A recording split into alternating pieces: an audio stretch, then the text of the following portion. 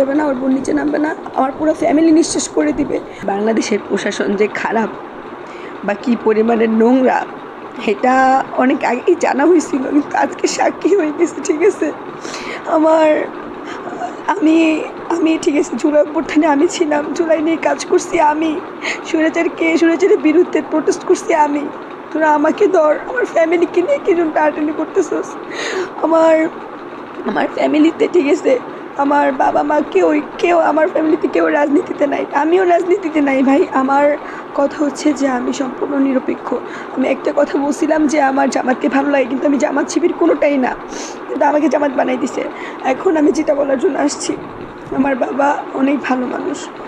ওনার মানে বাসায় আসার পরে আজকে আমার দিকে তাকায় এক ঘন্টা ধরে কান্না করতেছে। বাবাকে কখনই জন্মের পরে কখনই কান্না করতে দেখিনি, আজকেই ফার্স্ট।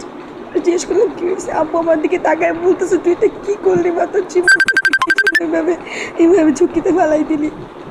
ওই যে এইভাবে বলছিস ঠিক আছে, এখন এতদিন 1 বছর ধরে তোরা আওয়ামী লীগ খুঁজে পায় নাই, এখন আওয়ামী লীগ বিভিন্নভাবে হুমকি ধামকি দিতেছে আব্বুকে। আজকে মানে শুধু এইভাবে বলতেছে, লোকেরা মানে ভয়েস শুনেছে যে হচ্ছে ওর ঠিকানাটা কই। আব্বু পরে অনেকে বলছে যে আমাকে আব্বু বাসা রাখে নাই বা কী বলবে। এখন যদি আমার এই মানে যদি বলে যে আমি বাসায় আসি, হ্যাঁ, তাহলে তো আমার বাসা থেকে নিয়ে যাবে। এটা কখনো কোনো বাবা চায় না যে তার মেয়েকে তার বাসা থেকে নিয়ে যাক। এই জন্য বলছে আমি ওরে বাসায় রাখি নাই। তারপরে ও মানে আওয়ামী লীগের লোকেরা এবার বলছে যে ওর বোন আছে, ওর ভাই আছে, ওর ভাইরা যদি, ওর ভাই স্কুল যাবে না, ওর বোন নিচে নামবে না, মানে আমার পুরো ফ্যামিলি নিঃশেষ করে দিবে। বান্ডেল থাকলে প্রতি সেনমানিতে টাকা বাঁচবে। বিকাশ সেনমানি বান্ডেল কিনে জিতুন প্রতি লেনদেনে। মানে কেন আমি জুলাই অভ্যুত্থানে ছিলাম বা কেন এরকম হাসিনা বা ওর ছেলে বা ওর বাবাকে নিয়ে কেন কথা বলছি এটা নিয়ে, ভাই আমি বলি, আমি জনগণের জন্য যাই করছি আমি জানি, বাংলাদেশের জনগণ তো এরা কখনই না মানে আমাকে মনে রাখবে না, একটা সময় ভুলে যাবে, মনে রাখার জন্য কিছু করিও নেই আমি। কথা হচ্ছে যে আমি আমার অধিকারের জন্য করছিলাম। হ্যাঁ, আমি মানে কী বলবো ভাই, আমি কখনই নেই কান্না করার মতো মেয়ে না। স্টিল আমি এখন 3-4 ঘন্টা ধরে কান্না করতেছি, এখন আমার চোখ দিয়ে পানিও পড়তেছে না।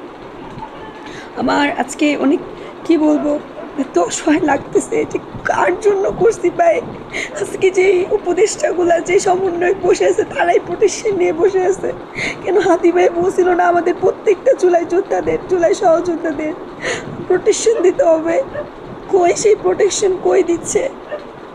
আজকে আমি পুলিশকে ফোন দিলে বলে চিঠি করে রাখেন, তারপরে আমি যদি কোনো ঝামেলায় পরবর্তীতে আমরা দেখবো আমি খুন করার পরে আইসা রাষ্ট্রীয় শোক ঘোষণা করবে। খুন করার পরে আইসা বলবে যে খুন হয়েছে, 1 সপ্তাহ 2 সপ্তাহ পর লাশ পাওয়া যাবে, রাষ্ট্রীয় শোক ঘোষণা করবে।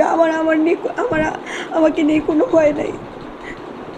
ধর আমি তোদের বিরুদ্ধে কথা বলছি, তোরা আমার জানি ভাই, এই দেশে মানে যদি ভয়ঙ্কর কোনো দেশ থেকে হ্যাঁ পৃথিবীতে, তাহলে 1 নাম্বার আসবে বাংলাদেশ। নিরাপত্তাহীনতার দেশ যদি 1 নাম্বারে কোনো থেকে বাংলাদেশ। আজকে আমার মানে কি বলবো, কখনো এরকমভাবে কান্নাকাটি করার মেয়ে না।